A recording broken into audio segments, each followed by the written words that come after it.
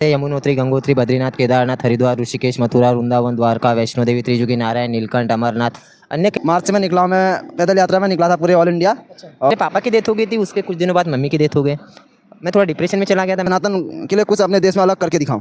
2 दिनों की इतनी सी थी, पानी में बहते हुए आ रही थी, तब मैंने इसे रेस्क्यू किया। मैंने कहा अगर नमस्कार, मैं जय कुमार, आप देख रहे हैं पब्लिक नेशन। दोस्तों, इस समय हम हाईवे से जा रहे थे जहां पर 2 यात्री मतलब कि जो भक्ति में इतना लीन है कि 12 ज्योतिर्लिंग की यात्रा करने के बाद अब केदारनाथ के लिए निकल चुके हैं। आइए हम जानते हैं कि ये यात्रा कहाँ से प्रारंभ किए और कहाँ तक जाएंगे, जर्नी में इन्हें किस तरह की कठिनाइयों का सामना करना पड़ रहा है और ये अभी कितनी दूर तक यात्रा करेंगे। भैया जी, बहुत बहुत स्वागत है आपका। वैसे तो मेरा नाम शिवाय है और मैं महाराष्ट्र से बिलोंग करता हूँ।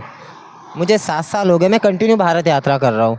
अभी तक मैं जैसे यमुनोत्री, गंगोत्री, बद्रीनाथ, केदारनाथ, हरिद्वार, ऋषिकेश, मथुरा, वृंदावन, द्वारका, वैष्णो देवी, त्रिजुगी, नारायण, नीलकंठ, अमरनाथ, अन्य कई तीर्थों स्थलों की पैदल यात्रा कर चुका हूँ। वैसे तो मेरे 12 ज्योतिर्लिंग भी पूरे हो चुके हैं, 42 शक्तिपीठ भी हो चुके हैं, आधा भारत में विजिट कर चुका हूँ। ये इसका नाम है भैरवी। एक केदारनाथ में पानी में बहते हुए आ रही थी 5-6 महीने पहले। इसे मैंने रेस्क्यू किया तो ये भी मेरे साथ यात्रा में शामिल है। अब इसे मैं कैलाश लेके जा रहा हूँ, मानसरोवर। मतलब जितना आप दर्शन कर रहे हैं उतना इन्हें भी करा रहे हैं। हाँ, इसे एक्चुअली मंदिर के अंदर जाने तो नहीं दे रहे, इसलिए क्योंकि डॉग्स को अलाउ नहीं करते। इसलिए हम जिस भी मंदिर में जाते हैं बाहर से ही दर्शन करते हैं और बाहर से ही अपना आगे का रास्ता शुरू करते हैं। ऐसा नहीं है यात्रा में दिक्कतें नहीं होती, दिक्कतें होती है पर लोगों का भी भरपूर सहयोग मिल रहा है रास्ते से, बहुत अच्छा भी लग रहा है। ये हमारा भाई उत्तराखंड से बिलोंग करता है, इसका नाम मदन है। मदन, अपने बारे में बताया यार भाई। भाई थोड़ा अपने बारे में बताइए। मैं मदन सिंह महर, उत्तराखंड पिथौरागढ़ जिला से मार्च में निकला हूँ। मैं पैदल यात्रा में निकला था पूरे ऑल इंडिया। और अभी तक मैं यमुनोत्री, गंगोत्री, केदारनाथ, बद्रीनाथ और बहुत सारे अन्य तीर्थ स्थलों की पैदल यात्रा कर चुका हूँ। और अभी मैं प्रयागराज से कुछ भाई लोग मिले थे साइकिलिस्ट वाले, तो उन्होंने मेरे को बोला कि हम कैलाश मानसरोवर घूमने की इच्छा रखी उन्होंने मेरे से। मैंने कहा कोई बात नहीं, एक बार हम कैलाश मानसरोवर की तरफ जाते हैं। उन्होंने मेरे को ये साइकिल दिलाई है प्रयागराज से, बाकी मैं पैदल ही कर रहा था यात्रा। तो अभी ये मानसरोवर तक ये साइकिल से चलूँगा, उसके बाद फिर ऑल इंडिया पैदल ही चलूँगा मैं। पैदल यात्रा पूरा भारत करेंगे जी।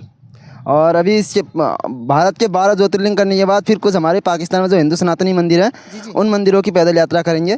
जैसे हिंगलाज माता मंदिर हो गया, पंचमुखी हनुमान मंदिर हो गया, वरुण देव मंदिर हो गया, नारायण मंदिर हो गया, करतारपुर साहिब गुरुद्वारा हो गया, बहुत सारे जो अन्य तीर्थ स्थान हैं उन मंदिरों की पैदल यात्रा करेंगे। फिर भैया जी, आपका उद्देश्य क्या है सनातन के लिए? सनातन के लिए आप हमारे देश में जैसे वक्फ बोर्ड है, उसी तरह से हमारे देश में, भारत देश में सनातन बोर्ड बनना चाहिए।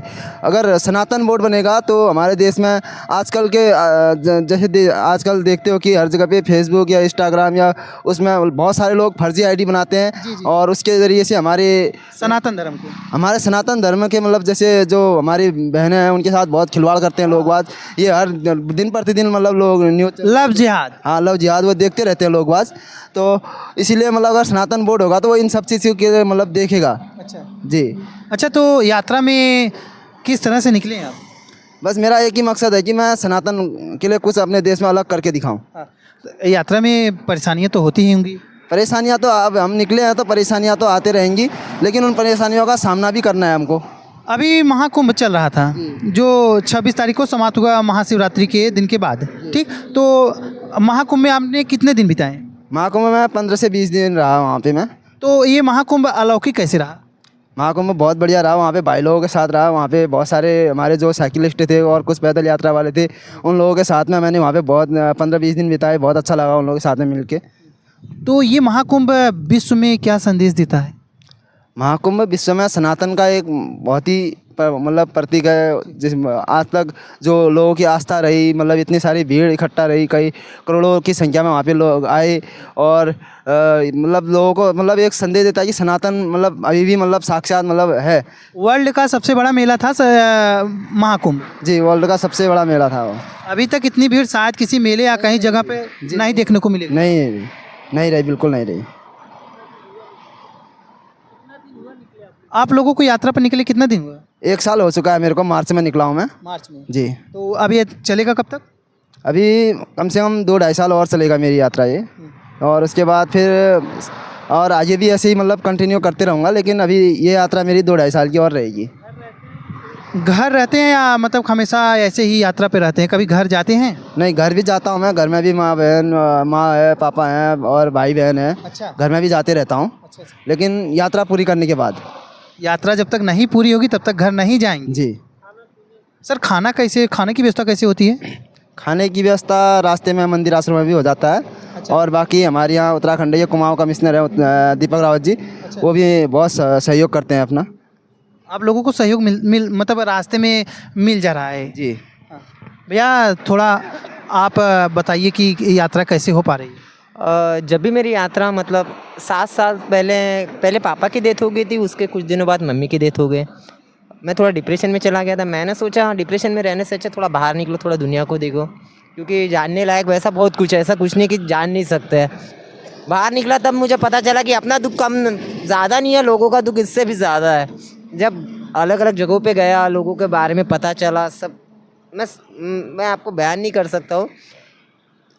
मैं आपको कुंभ के बारे में इतना बता सकता हूँ कि कुंभ के बारे में जितना आपको पता हो आप विस्तार से बताइए कुंभ के बारे में। कुंभ के मेले में तो मैं सबसे ज़्यादा ये बताऊंगा कि वहाँ पे वीआईपी ट्रीटमेंट बहुत लोगों को मिला है। रियलिटी बता रहा हूँ, वीआईपी ट्रीटमेंट बहुत लोगों को मिला है। और जो मैक्सिमम 50 किलोमीटर 60 किलोमीटर लोगों को पैदल चल चल के वहाँ तक आना पड़ा।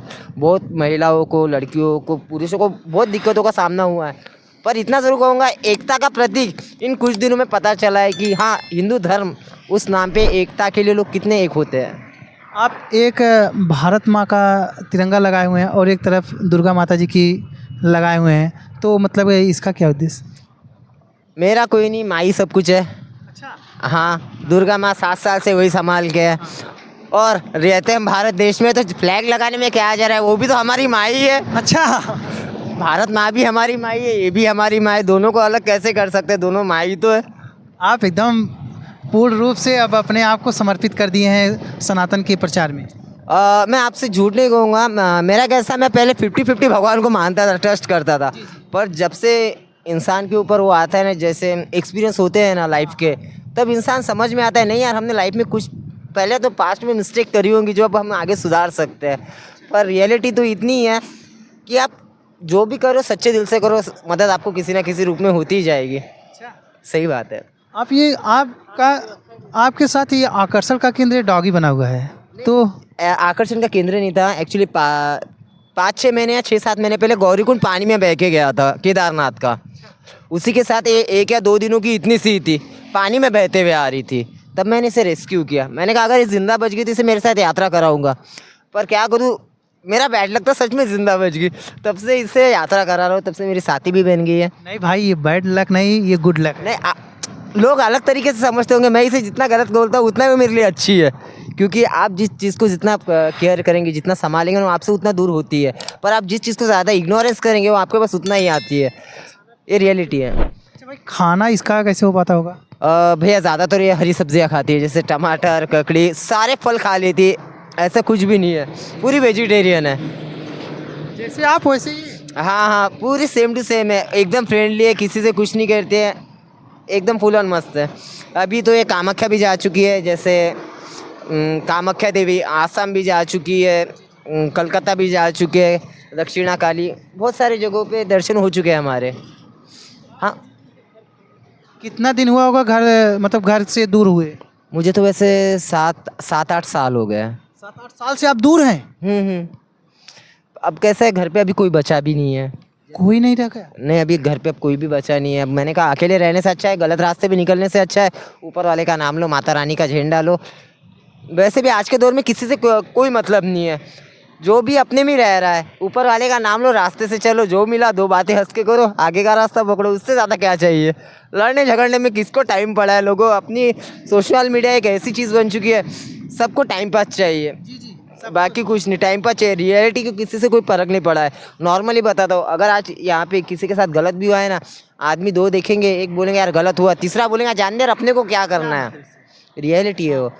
अच्छा भाई, आजकल युवा जो मतलब कि शराब में या व्यसन में या मतलब गलत लाइनों को पकड़ करके इधर उधर भटक रहे हैं, और एक आप हैं मतलब कि जो कि यात्रा पर निकल करके मतलब कि लोगों को एक संदेश दे रहे हैं, तो आज के युवाओं के बारे में आप क्या कहेंगे? क्योंकि आप एक युवा हैं, इसलिए हमने आपसे ये सवाल किया। मैं आपको पहले तो इतना बताना चाहूँगा, सच कहूँ या झूठ कहूँ आपसे? सर, सच के लिए हम आपके साथ खड़े हैं। तो ऐसा नहीं कहूँगा कि मैं कोई नशे का सेवन नहीं करता, मैं भी नशे का सेवन करता हूँ। एक्चुअली ये यात्रा ऐसी होती है ना, जब आप एक स्टेट से दूसरे स्टेट में जाते हो तो आपको ऐसे ऐसे तरीके के लोग मिलते हैं, आपको चोर डाकू बदमाश सब तरीके के लोग मिलेंगे। अगर आपको कोई ऑफ़र कोई चीज़ ऑफ़र कर रहा है, अगर आप उसे ले नहीं रहे हो तो वो आगे वाला व्यक्ति अलग ही तरीके से बिहेव करता है। कभी कभी हम जैसे किसी महात्मा के पास जा रहे हैं, उनके प्रणाम ले रहे हैं, बच्चा प्रसाद ले लो। हाँ ये तो है। रियलिटी बता रहा हूँ मैं मेरी इमेज दूसरों के सामने अच्छी करके मुझे बड़ा बनने में कोई इंटरेस्ट नहीं, ऊपर वाले को पता है क्या रियलिटी है।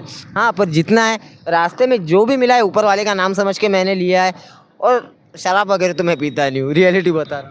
बहुत अच्छा काम करते हैं। रियलिटी नहीं। हाँ, अगर कोई ऑफ़र करता है जैसे हैश हो गया, वीड हो गया, जैसे नॉर्मली होता है, जैसे बाबा लोग संत लोग उनके साथ में कर लेते हो, ऐसा कोई नहीं। पर इतना है कर्म अपने अच्छे है इसलिए चल रहा हूँ, बाकी कुछ नहीं।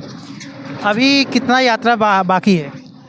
जब तक ये जिंदा है इसे पूरी भारत यात्रा कराऊंगा, हर एक जगह पे लेके जाऊंगा, इसे टॉप पर लेके जाना है, कैलाश तक के, जहाँ तक जा सकता हूँ वहाँ तक लेके जाऊंगा। बस कम से कम अगले जन्म में सोच समझ के अच्छे इंसानों के घर जाए, बाकी कुछ नहीं।